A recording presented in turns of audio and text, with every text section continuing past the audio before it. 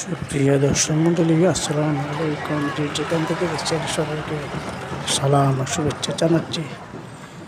এটা হচ্ছে চট্টগ্রামের একটা লিক।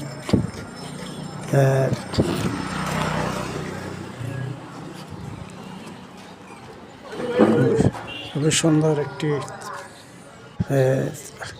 পানির লেক। এখানে সবাই ঘুরতে আসে, আর বিকেলবেলায় সবাই ঘোরাঘুরি করে, ভ্রমণ করে। ভ্রমণ মানুষকে আনন্দ দেয় এবং এর পাশাপাশি আপনার প্রতিভা বিকাশ হয়,